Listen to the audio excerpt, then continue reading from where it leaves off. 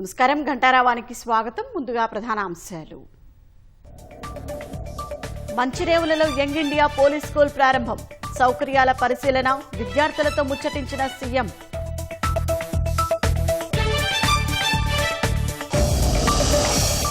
ప్రైవేటుకు దీటుగా ప్రభుత్వ విద్యను బలోపేతం. పోలీసుల పిల్లలకు అండగా ఉంటామని శ్రీధర్ బాబు వెల్లడి.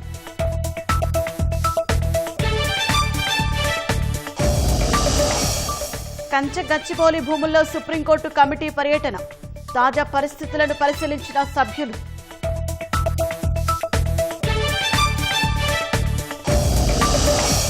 కొన్ని గంటల్లో భారత్కు Tahawwur Rana.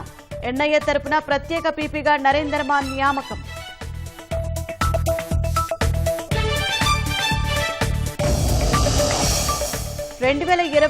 Los Angeles Olympics లో క్రికెట్ కు చోటు. మొత్తం 6 జట్లు పాల్గొంటాయని ఐఓసీ వెల్లడి.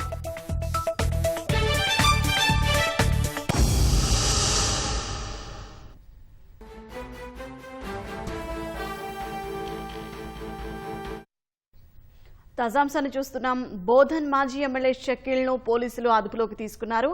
దుబాయ్ నుంచి హైదరాబాద్ వచ్చిన షకీల్ ను విమానాశ్రయంలో అదుపులోకి తీసుకున్నారు. ఇక మరిన్ని వివరాలు మా ప్రతినిధి రమేష్ అడిగి తెలుసుకుందాం. రమేష్, షకీల్ పై ఉన్న కేసులేంటి, అలాగే గతంలో ఆయనపై లుకౌట్ నోటీసుల జారీకి కారణాలేంటి? బోధన్ మాజీ ఎమ్మెల్యే షకీల్ దుబాయ్ నుంచి ఈ రోజు హైదరాబాద్ కి చేరుకోవడం జరిగింది. అతని పైన ఇప్పటికే లుకౌట్ నోటీసులు జారీ చేసినప్పటికీ అతన్ని పోలీసులు అదుపులో తీసుకోవడం జరిగింది. తీసుకున్న తర్వాత అయితే ఈ రోజు తన తల్లి అంత్యక్రియలు ఉన్నాయి కాబట్టి దానికి అనుమతించాలని చెప్పి కూడా పోలీసులను అతను రిక్వెస్ట్ చేయడంతో కూడా పోలీసులు అయితే అతన్ని అయితే అనుమతించడం జరిగింది. ప్రస్తుతం అతను శంషాబాద్ నుంచి నేరుగా నిజామాబాద్ ప్రస్తుతం అయితే అంత్యక్రియల కోసం హాజరవుతున్నారు. కానీ హాజరైన తర్వాత అతనికి నోటీసులు జారీ చేసి విచారణకు హాజరు కావాలని చెప్పి కూడా చెప్తామని చెప్పి కూడా పోలీసులు అయితే చెప్తున్నారు. ఇప్పటికే ఇతని పైన కూడా 2 కేసులకు సంబంధించి కూడా ఇతన్ని విచారించాల్సిన అవసరం ఉంటుందని చెప్పి కూడా పోలీసులు అయితే చెప్తున్నారు. లుకౌట్ నోటీసులకు సంబంధించి పంజాగుట్టలో జరిగిన రోడ్డు ప్రమాదంలో తన కొడుకు డ్రైవింగ్ చేయడం, తర్వాత వాటిని సాక్ష్యాలకు సంబంధించి కూడా తారుమారు చేయడంలో చాలా కీలక పాత్ర పోషించారని చెప్పి కూడా పోలీసులు అభియోగాలను మోపడం జరిగింది. తర్వాత దానికి సంబంధించి కూడా వివరాలు కానీ విచారణ కానీ చేయాలని చెప్పి కూడా అప్పటి నుంచి కూడా అతనికి లుకౌట్ నోటీసులు కానీ తర్వాత నోటీసులు కూడా ఇచ్చినప్పటికీ స్పందించకుండా కొన్ని రోజుల నుంచి కూడా దాదాపు సంవత్సరం పై నుంచి కూడా దుబాయ్ లోనే అతను నివాసం నివసిస్తున్నారు. తర్వాత ఈ రోజు తల్లి చనిపోవడంతో కూడా అతను దుబాయ్ నుంచి నేరుగా హైదరాబాద్ కి రావడంతో కూడా అతన్ని లుకౌట్ నోటీసులు ఉన్నాయి కాబట్టి దాని ఆధారంగా పోలీసులు ప్రస్తుతం ఆ ఎయిర్పోర్ట్ సిబ్బంది అయితే అతన్ని అదుపులో తీసుకొని ఇక్కడ పోలీసులకు అప్పగించాలని చెప్పి చూసినప్పటికీ ఇక్కడ పోలీసులకు సంబంధించి కూడా అంత్యక్రియలకు హాజరైంది కూడా ఇవ్వాలి, అనుమతి ఇవ్వాలని చెప్పి కూడా పోరాటంతో కూడా నేరుగా అతనైతే ప్రస్తుతం బోధనకి అయితే పంపిస్తున్నారు. కానీ ఈ 2 ఇంకో కేసులకు సంబంధించి కూడా జూబ్లీస్ లో ఒక రోడ్డు ప్రమాదం జరిగింది. ఆ రోడ్డు ప్రమాదంలో కూడా కూతురు, ఒక తల్లి కూతురు రోడ్డు దాటుతున్న సమయంలో కూడా అదే సమయంలో షకీల్ కుమారుడైన అతను కూడా అక్కడ రోడ్డు ప్రమాదం చేయడంలో కూడా అక్కడ పాప చనిపోవడం ఆ కేసుకు సంబంధించి కూడా ఉంది. కాబట్టి ఈ 2 కేసులో వివరాలు పూర్తిగా తీసుకోవాలి. తర్వాత సాక్ష్యాలకు సంబంధించి కూడా తారుమారు చేయడం జరిగింది. దాంట్లో పంజాగుట్ట కేసులో ముఖ్యంగా పంజాగుట్ట కేసులో ఎక్కడైతే సాక్షులను తారుమారు చేయడం జరిగిందో దాంట్లో పోలీసు అధికారులను ఇన్వాల్వ్ కావడంతో కూడా అతన్ని పోలీసు అధికారులు కూడా సస్పెండ్ కావడం జరిగింది. ఇవన్నీ కూడా ఈ వ్యవహారం పైన కూడా పూర్తి స్థాయిలో విచారణ చేపట్టాలని చెప్పి కూడా రెసిడెంట్ పోలీసులు అయితే చూస్తున్నారు. అంత్యక్రియల అనంతరం కూడా అతనికి నోటీసులు ఇచ్చి విచారణకు హాజరు కావాలని చెప్పి కూడా కోరే అవకాశాలు అయితే కనపడుతుంది.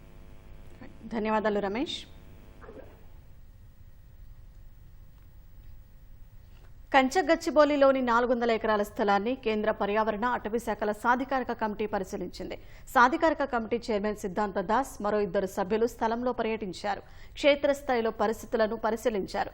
కమిటీ వెంట కొందరు అధికారులతో పాటు సైబరాబాద్ పోలీస్ కమిషనర్ అవినాష్ మహంతి కూడా ఉన్నారు.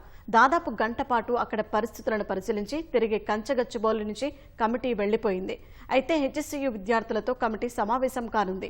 ఈ నేపథ్యంలో విద్యార్థులు కంచె గచ్చిబౌలి భూముల్లో క్షేత్రస్థాయి పరిస్థితులను వివరిస్తూ రూపొందించిన నివేదికను కమిటీకి అందజేయనున్నారు. అనంతరం కమిటీ ప్రభుత్వ అధికారులతో కూడా సమావేశం కానుంది. కంచగచ్చిబౌలిలోని 400 ఎకరాల భూమిలో పరిస్థితులను పరిశీలించిన కేంద్ర పర్యావరణ అటవీ శాఖ సాధికారిక కమిటీకి హెచ్ఎస్సీయూలోని పరిస్థితులను వివరించేందుకు సిద్ధంగా ఉన్నామని విద్యార్థులు తెలిపారు. కాసేపట్లో కమిటీతో సమావేశం కానున్న విద్యార్థులు తాము పూర్తి స్థాయిలో రూపొందించిన నివేదికను సమర్పించి ప్రజెంటేషన్ ఇస్తామని చెబుతున్నారు.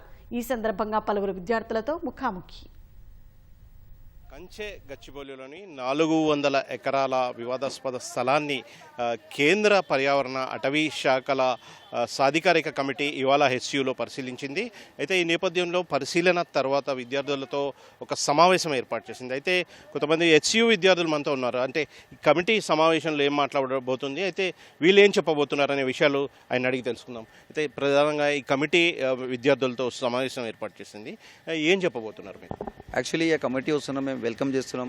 ఎందుకంటే హైకోర్టు నిలబడి ఒక కమిటీ ఫామ్ చేసిన ఆ కమిటీకి రెస్పెక్ట్గా మేము వెల్కమ్ చేస్తున్నాం మన క్యాంపస్లో. ఎందుకంటే మన క్యాంపస్లో ఆ కమిటీ వస్తున్నా అంటే ఒక మాకు హ్యాపీనెస్ ఏంటి అంటే ఆ కమిటీల తరపు నుంచి మా అన్ని రిపోర్ట్స్ హైకోర్టుకి వెళ్తుంది, మా కేసులు స్ట్రాంగ్ అవుతాయని మాకు ఉందా. ఇంకోటి రెండో ఏంటి అంటే ప్రభుత్వం తరపు నుంచి చాలా ఇంటర్ఫియర్ చేయడానికి ట్రై చేస్తున్నారు. ఏమేమి ఒక ఎవిడెన్స్ ఉంది, ఆ ఎవిడెన్స్కి వాళ్ళు రిమూవ్ చేద్దామని ఇలా జరుగుతుంది. ఎస్టర్డే ఆ సేమ్ ప్లేస్లో ఎక్కడ 400 ఎకర్ ఉంది, ఆ 400 ఎకర్లో పోలీసు వాళ్ళు ఒక్కళ్ళు ఉండి మన స్టూడెంట్స్కి అందరికీ ఆపుతున్నారు. కానీ స్టేట్ తరపు నుంచి ఆ టీజీఐసీసీ వాళ్ళు బోర్డులో పెడుతున్నారు ఆ ల్యాండ్ మాకి ఉంది అని. అలాంటి జరుగుతున్నప్పుడు వాళ్ళు సైలెంట్గా ఉండి ఖాళీ చూస్తున్నారు, ఒకవేళ వాళ్ళకి హెల్ప్ చేస్తున్నారు. సో అలాంటి జరుగుతుంది ఆ ప్లేస్లో.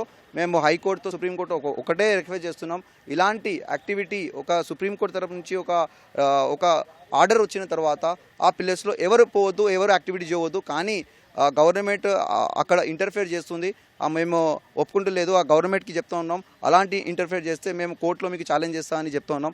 ఇంకోటి అంటే గచ్చిబౌలి పోలీస్ స్టేషన్ వాళ్ళు ఏం చెప్తున్నామంటే మా 53 స్టూడెంట్ పైన ఎఫ్ఐఆర్ అయింది. దాని తర్వాత 2 మా స్కాలర్స్ ఇప్పుడు వరకు సంగారెడ్డి జైల్లో ఉన్నారు.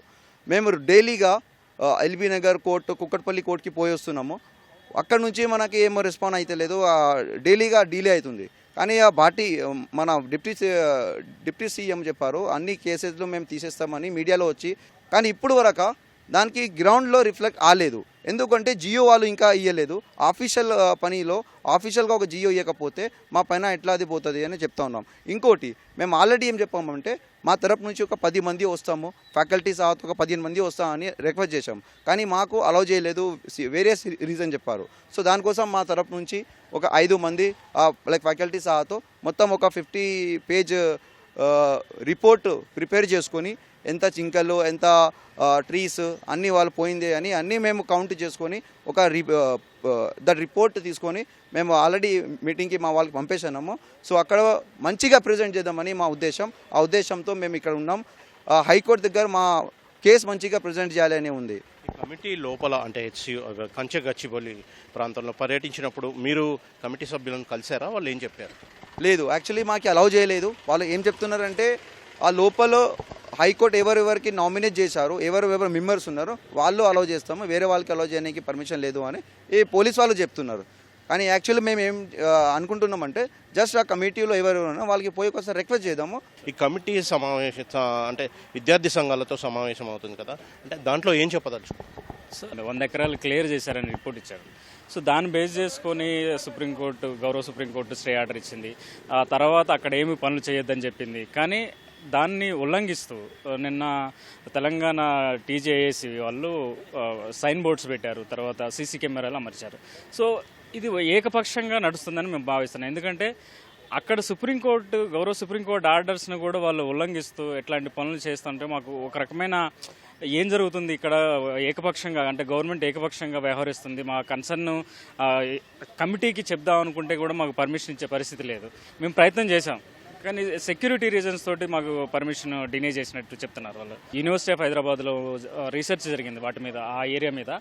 వాటికి సంబంధించినవన్నీ కూడా అంటే మన యూనివర్సిటీ ఆఫ్ హైదరాబాద్ రీసెర్చ్ థీసిస్లు కానీ లేకపోతే ఆర్టికల్స్ కానీ ఏవైతే ఉన్నాయో అవి నిజంగా చాలా బయట ఏం జరుగుతుందని అంటే ఇక్కడ జంతువులు లేవు, లేకపోతే మెడిసినల్ ప్లాంట్స్ లేవు, ఏవో ఉన్నాయి. సో ఆ రీసెర్చ్ ఆర్టికల్స్ని కమిటీ ముందు ప్రొడ్యూస్ చేసే పరిస్థితిని ప్రయత్నం చేస్తున్నాం. అయితే క్షేత్రస్థాయిలో పరిస్థితులను కమిటీకి తెలియజేస్తామని విద్యార్థులు చెప్తున్నారు. ఇది ప్రస్తుతం అయితే హెచ్సియులో తాజా పరిస్థితి. Cameraman Purushottam Srinivas, ETV news, Hyderabad. కేంద్ర బొగ్గు గనుల శాఖ మంత్రి కిషన్ రెడ్డి 2 రోజుల పాటు ఛత్తీస్గఢ్లో పర్యటించనున్నారు. ఇటీవల భారతదేశం 1 బిలియన్ టన్ను బొగ్గు ఉత్పత్తిని సాధించింది.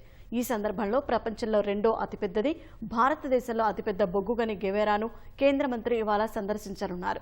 ఈ పర్యటనలో భాగంగా కేంద్ర మంత్రి సౌత్ ఈస్టర్న్ కోల్ఫీల్డ్స్ లిమిటెడ్ పనితీరుపై coal India chairman SCCL CMD సంబంధిత అధికారులతో సమీక్ష నిర్వహించనున్నారు.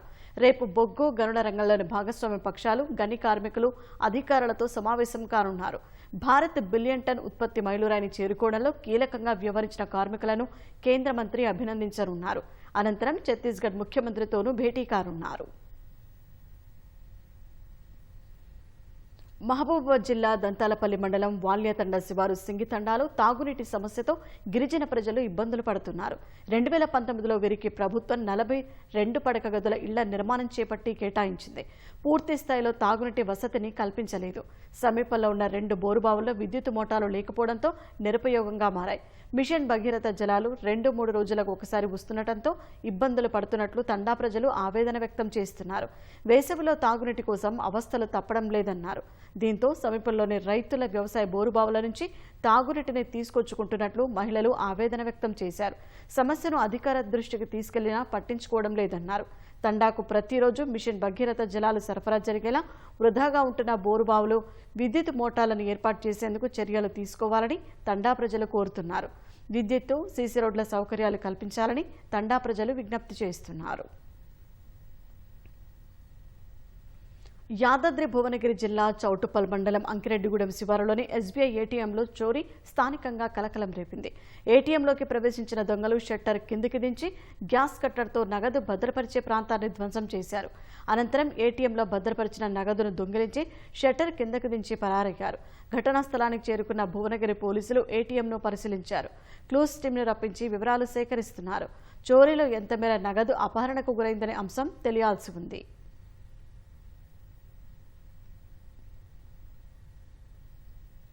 హైదరాబాద్ కూకట్పల్లిలోని ప్రశాంత్ నగర్లో కాపర్ రీసైక్లింగ్ యూనిట్లో తెల్లవారుజామున అగ్ని ప్రమాదం సంభవించింది. ప్రమాదంలో ₹1 కోటి విలువ చేసే కాపర్ తుక్కు అగ్నికి ఆహుతైంది. మంటలను గమనించిన స్థానికులు అగ్నిమాపక శాఖ అధికారులకు సమాచారం అందించారు. దీంతో హుటాహుటిన ఘటనా స్థలానికి చేరుకున్న ఫైర్ సిబ్బంది 3 ఫైర్ ఇంజన్లు, 10 వాటర్ ట్యాంకర్ల సహాయంతో మంటలను ఆర్పివేశారు. షార్ట్ సర్క్యూట్ కారణంగా అగ్ని ప్రమాదం సంభవించినట్లు ప్రాథమికంగా నిర్ధారించారు. ఘటన జరిగిన వెంటనే అధికారులు స్పందించడంతో పెను ప్రమాదం తప్పిందని స్థానికులు అన్నారు. ఆలస్యం చేసి ఉంటే సమీపంలోని కంపెనీలు సైతం ప్రమాదం బారిన పడేవని, పెద్ద ఎత్తున నష్టం జరిగి ఉండేదని అభిప్రాయం వ్యక్తం చేశారు.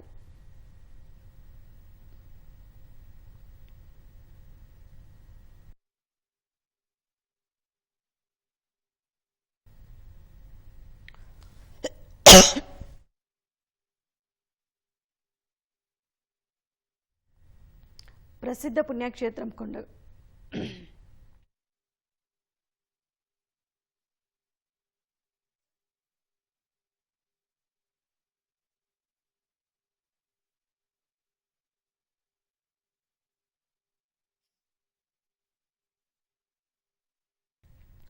ప్రసిద్ధ పుణ్యక్షేత్రం కొండగట్టు దేవస్థానంలో చిన్న హనుమాన్ జయంతికి ఏర్పాట్లు చేపట్టారు.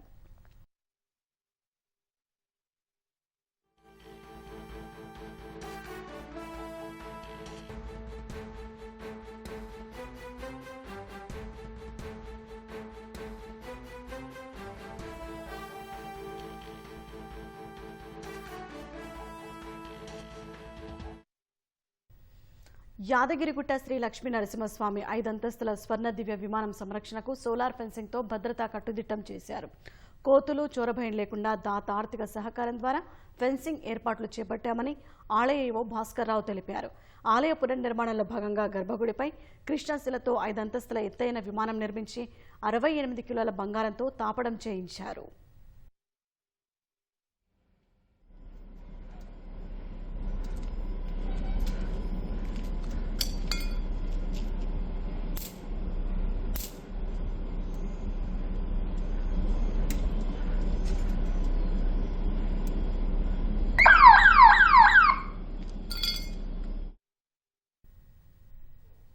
జమ్మూ కాశ్మీర్లోని ఉదంపూర్ జిల్లా రామ్నగర్ ప్రాంతంలో ముష్కరుల కోసం భద్రతా బలగాలు వేట కొనసాగిస్తున్నాయి. బుధవారం దట్టమైన అటవీ ప్రాంతంలో జమ్మూ కాశ్మీర్ పోలీసులు భద్రతా దళాలతో కలిసి సోదాలు చేస్తుండగా ఉగ్రవాదులు కాల్పులు జరిపారు. వెంటనే బలగాలు ఎదురుకాల్పులు జరిపాయి. రామ్నగర్ పరిధిలోని జోఫర్ గ్రామంలో 2-3 ముష్కరులు ఉన్నట్టు అధికారులు తెలిపారు. ఉగ్రవాదులు తప్పించుకోకుండా భద్రతా బలగాలు ఆ ప్రాంతాన్ని చుట్టుముట్టాయి. ఈ ప్రాంతంలో పౌరులకు ఎలాంటి హాని జరగకుండా భద్రతా దళాలు ప్రయత్నాలు కొనసాగిస్తున్నాయని అధికారులు చెప్పారు.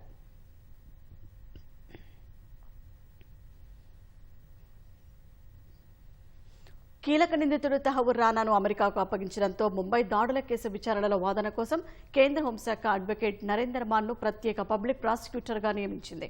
నేషనల్ ఇన్వెస్టిగేషన్ ఏజెన్సీ ఎన్ఐఏ తరపున నరేందర్ వాదించనున్నారు. ముంబై దాడులపై 2009 నవంబర్ 1న ఢిల్లీలోని ఎన్ఐఏ పోలీస్ స్టేషన్లో వివిధ సెక్షన్ల కింద కేసు నమోదైంది. David Coleman Headley, Tahawwur Hussain Rana ఇతరులను నిందితులుగా చేర్చారు. రానా హెడ్లీలను అప్పగించాలని గతంలోనే అమెరికాను కోరింది. దర్యాప్తులో సాయం చేయాలని పాకిస్తాన్ ప్రభుత్వానికి లేఖ రాసింది. కేసు దర్యాప్తు పూర్తి చేసిన ఎన్ఐఏ మొత్తం 9 మంది నిందితులపై 2011 డిసెంబర్ 24న న్యూఢిల్లీలోని పాటియాలా హౌస్ కాంప్లెక్స్లోని ఎన్ఐఏ న్యాయస్థానంలో ఛార్జిషీట్ దాఖలు చేసింది. రానా రాకతో ఆ కేసు విచారణలో వేగం పుంజుకోనుంది. ముంబై ఉగ్రదాడుల కేసులో నిందితుడు తహవూర్ రానా మధ్యాహ్నం తర్వాత ఢిల్లీకి చేరుకోనున్నాడు. ఢిల్లీలో విమానం దిగిన వెంటనే అతడిని జాతీయ దర్యాప్తు సంస్థ ఎన్ఐఏ అధికారులు అరెస్టు చేయనున్నారు. తర్వాత పటియాలా హౌస్ కాంప్లెక్స్ ఆవరణలో ఉన్న ఎన్ఐఏ ప్రత్యేక న్యాయమూర్తి ముందు హాజరుపరచనున్నారు. కోర్టు రిమాండ్ విధించిన వెంటనే తిహాడ్ జైలుకు తరలిస్తారు. ఈ మేరకు పాలెం విమానాశ్రయం, Patiala house court, Tihar jail వద్ద భారీగా భద్రతా బలగాలను మోహరించారు. తిహాడ్ జైలులో అత్యంత భద్రత కలిగిన బ్యారెక్లో రానాను ఉంచేందుకు ఏర్పాట్లు చేశారు. రానాను ఎన్ఐఏ కస్టడీకి న్యాయస్థానం అనుమతి ఇస్తే ముంబై దాడుల వెనుక పాకిస్తాన్ ప్రభుత్వ హస్తం బహిర్గతమయ్యే అవకాశముందని భావిస్తున్నారు.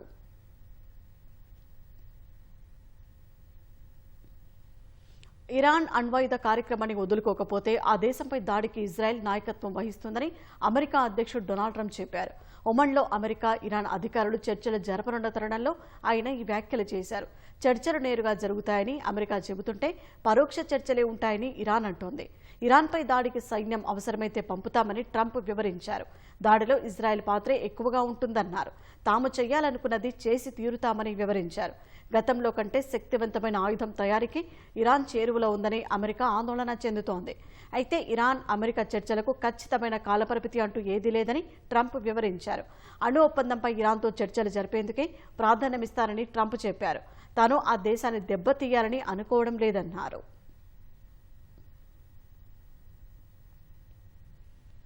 నూట 28 తర్వాత ఒలింపిక్స్లో క్రికెట్ పోటీలను నిర్వహించేందుకు రంగం సిద్ధమైంది.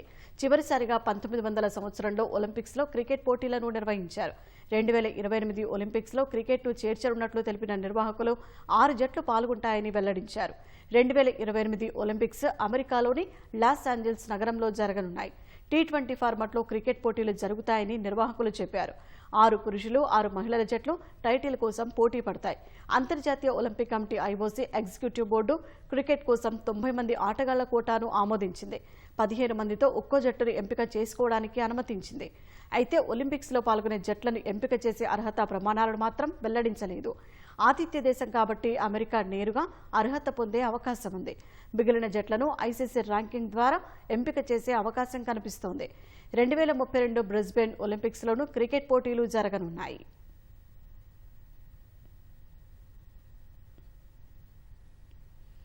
అన్నదాతలు ఆరుగాలం కష్టపడి పండించిన పంట పలు జిల్లాలో వడగండ్ల వానపాలైంది. వరి, మామిడి, మిర్చి రైతులు తీవ్రంగా నష్టపోయారు. ప్రభుత్వం ఆదుకోకపోతే తమకు వేరే దిక్కులేదని అన్నదాతలు వేడుకుంటున్నారు. యాదాద్రి భువనగిరి జిల్లాలో ఇటీవల కురిసిన వడగళ్ల వాన రైతులకు తీరని నష్టాన్ని మిగిల్చింది. భారీ ఈదురుగాలులతో కూడిన వర్షంతో జిల్లాలోని పలు ప్రాంతాల్లో సుమారు 160 ఎకరాల్లో మామిడి తోటల్లోని కాయలు నేలరాలాయి. దాదాపు 90 ఎకరాల్లో వడ్లు నేలపాలయ్యాయి. కోతకు వచ్చిన పంటలు దెబ్బతినడంతో కర్షకులు కన్నీటి పర్యంతమవుతున్నారు.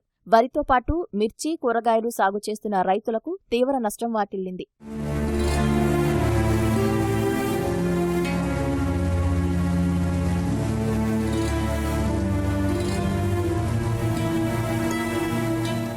లక్షలు పెట్టుబడి పెట్టి సాగు చేశామని, అకాల వర్షంతో తమ కష్టమంతా నేలపాలయ్యిందని రైతులు వాపోతున్నారు. గాలివానకు కిందపడ్డ మామిడికాయలకు దెబ్బలు తగలటం వల్ల ఎవరూ కొనుగోలు చేయటం లేదని వాపోతున్నారు. వర్షాలకు అయితే బాగా నష్టమైంది సార్. రాళ్ళు పడ్డాయి, తరంగాని వర్షాలు పడ్డాయి. రాళ్ళు కూడా బాగా పెద్ద పెద్ద రాళ్ళు పడ్డాయి. బడి కాయ అంతా కూడా ఒక రోజుకు 10 మందిని పెట్టి ఏర్పిస్తే కూడా ఎవ్వరు కొనలేదు సార్. అట్లా కూడా నష్టపడ్డాం మేము. డీసీఎం పంపినా కానీ కాయ మళ్ళీ మరి వచ్చింది సార్. మళ్ళీ ఆపస్ వచ్చింది, ఏమొద్దని మళ్ళీ ఆపస్ వచ్చింది సార్. 2 ఎకరాల మామిడి తోట మొన్న వడగళ్ల వానలకు పూర్తిగా నష్టపోయినాం. ఇప్పుడు పూర్తిగా ఏమి కాయలు లేవు, మొత్తం అయితే ఏమి లేకుండా రాలిపోయినాయి. రాలిపోయిన కాయలు కూడా అమ్ముకోనికి కూడా ఛాన్స్ లేదు. మాకు నష్టపరిహారం ఇవ్వాలని కోరుకుంటున్నాం. పడ్డ వర్షానికి మిర్చి, మామిడి తోట, వడ్లు ధ్వంసమవడం జరిగింది. ఒక 60-70 ఎకరాల పైగా వడ్లు మొత్తం ధ్వంసమవడం జరిగింది. ఈ వర్షాలు వచ్చి పిడుగులు పడి మళ్ళీ రాళ్ల వాన, మళ్ళీ మిర్చి పెట్టిన 1.5 ఎకరం అది కూడా కథ రాళ్లతోటి మొత్తం పంట మొత్తం నాశనం అయిపోయినాయి. వచ్చిన వర్షం మొత్తం కూలిపోయినాయి, పంటలు నష్టమైపోయినాయి. ఏ చేతి రాకుండా అంత ఆగం అయిపోయినాయి. మన గవర్నమెంట్ కు ఆదుకోవాలి. మన వాన వచ్చింది, 3 ఎకరాలు వరేసినాం. మొత్తం రేపు అనంగా కోసుకుందాం అనేసరికి మొత్తం వాన వచ్చి మొత్తం ఏంలు కూడా పోయింది. అప్పు తెచ్చి మేము పెట్టుబడులు పెట్టుకున్నాం. ఇక మా పెట్టుబడి సాయం మళ్ళా గవర్నమెంట్ అందిస్తే మేము మళ్ళా వ్యవసాయం చేయగలుగుతామని చెప్పి కోరుకుంటున్నాం. మహబూబాబాద్ జిల్లాలోనూ అకాల వర్షం కారణంగా తీవ్ర పంట నష్టం వాటిల్లింది. మామిడి తోటలను కౌలుకు తీసుకున్నామని, తీరా చేతికి వచ్చే సమయానికి నేలపాలయ్యాయని రైతులు ఆవేదన వ్యక్తం చేశారు. గాలివాన తమను మరింత అప్పుల ఊబిలోకి నెట్టిందన్నారు. కొంత అట్లా వచ్చింది, కొంత గాలి ద్వారానికి మొత్తం అడ్డం పడ్డా సార్. 3 ఎకరాలు మిరపతోటి సార్ వైర్లెస్ తగిలి ఆ కాపు కూడా మంచిగా దక్కలేదు సార్. అంత ఈడ ఆడ తెచ్చి అప్పులు తెచ్చి మొత్తం పెట్టుబడి పెట్టి అంత లాస్ అయినా సార్. మాట తోట పడతాను ఇట్లా అప్పులు తెరుపుకుందామని చూస్తే సార్ మంచిగా 10-15 రోజులు అయితే మంచిగా ఒక చేతికి అందు సార్ కాయ మొత్తం తెంపుకునే టైం సార్. మొత్తం గాలి ద్వారా వచ్చి అంత ఆగమైంది సార్. అంత 5-6 లక్షలు అంత మీద పడ్డాయి సార్ పెట్టుబడి. ఈ మామిడి తోట అంత కాయ రాలి గాలి ద్వారాలకు వానలు ఖరాబ్ అయింది సార్. అంత 10 లక్షల దాకా అంతా నష్టం వచ్చింది సార్. మాకు అప్పుల పాలైన 10 లక్షల దాకా మీద పడ్డాయి సార్ పెట్టుబడులు. ఇట్లా యాదాద్రి భువనగిరి జిల్లాలో దెబ్బతిన్న పంటలను ప్రభుత్వ విప్, స్థానిక ఎమ్మెల్యే బీర్ల ఐలయ్య, జిల్లా కలెక్టర్ హనుమంతరావు, మహబూబాబాద్ జిల్లాలో ఎమ్మెల్యే మురళీనాయక్ పరిశీలించారు. నష్టపోయిన రైతులకు ప్రభుత్వం అండగా ఉంటుందని భరోసా ఇచ్చారు. గింజలు ఏర్పడి మొత్తం ఎండిపోయిన గింజలని కిందకి రాలి 75% పంట నష్టం జరిగింది. ఎంత నష్టం జరిగిందో నాతో పాటు ఈఓ గారు అగ్రికల్చర్ ఆఫీసర్ కూడా ఉండే, వారితో పాటు మొత్తం మేము పర్యవేక్షించినాం. మొత్తం వడగళ్ల వాన కురడంతో పంట నష్టం తీవ్ర మొత్తంలో జరిగింది. ఒకటే అగ్రికల్చర్ ఆఫీసర్ తోటి మాట్లాడి ఎంత పంట నష్టం జరిగిందో, మళ్ళు తిరిగి కాలువలు తిరిగి ఎంత నష్టం ఉందో అంత అంచనా వేయండి. మేము ప్రభుత్వం దృష్టికి తీసుకెళ్లి ఆ రైతులకు నష్టపరిహారం ఇచ్చే విధంగా మేము ప్రభుత్వం ద్వారా నష్టాన్ని అంచనా వేసి ప్రభుత్వం తమకు పరిహారం అందించాలని రైతులు విజ్ఞప్తి చేస్తున్నారు. జయశంకర్ భూపాలపల్లి జిల్లా వ్యాప్తంగా పలు మండలాల్లో గత 2 రోజులుగా వీచిన ఈదురుగాలులు రైతులకు కంటి మీద కునుకు లేకుండా చేశాయి. దీంతో పలుచోట్ల పంటలకు నష్టం వాటిల్లింది. లక్షల రూపాయల పెట్టుబడి పెట్టి పంటను సాగు చేస్తే చేతికందే సమయంలో నేలపాలైందని అన్నదాతలు ఆవేదన చెందుతున్నారు. పెట్టిన పెట్టుబడి సైతం వచ్చేట్టు లేదని నష్టపోయిన రైతులను ప్రభుత్వం ఆదుకోవాలని కోరుతున్నారు.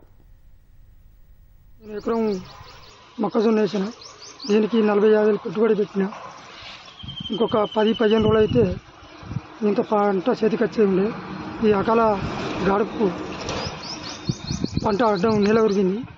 దీన్ని ప్రభుత్వ అధికారులు కానీ ఎవరైనా ఆదుకోవాలని కోరుతున్నాం. మొన్న వచ్చిన వడగాల్పుల వల్ల మొక్కజొన్న మొత్తం నీలమట్టం కూడా జరిగింది. 2 డేస్ అయితే దానికి కల్టివేట్ వచ్చే సమయం, ఇప్పుడు పాలు తాగే దశలో ఉన్నది. మొత్తం నీలమట్టం కావడం జరిగింది. అధికారులు వెంటనే దీని మీద స్పందించి పరిశీలన చేసి కలెక్టర్ గారికి నివేదిక పంపించి ప్రభుత్వం మాకు నష్టపరిహారం ఇప్పించాలనేది మనం చేస్తున్నాం. ఎందుకంటే రైతు ఆరుగాల కష్టపడి చేతికొచ్చే సమయంలో పోతే ఆ బాధ చెప్పడానికి వర్ణాతీతం. కావున వెంటనే అధికారులు ప్రభుత్వం మా మీద దృష్టి సారించి మాకు నష్టపరిహారం ఇవ్వాలనేది మేము కోరుకుంటున్నాం. అకస్మాత్తుగా వచ్చినటువంటి వడగాలులకు రైతుల యొక్క పంటలు చాలా వరకు తీవ్ర నష్టం జరిగింది. పంట పొలానికి 1 ఎకరాన 50,000 చొప్పున పెట్టుబడి పెట్టి ఇక పంట చేతికి అందదనే తరుణంలో ఇలా జరగడం చాలా రైతుకు బాధాకరమైన విషయం. ప్రభుత్వం కానీ అధికారులు కానీ దీనిపై సర్వే చేసి రైతులను ఆదుకోవాలని కోరుచున్నాం.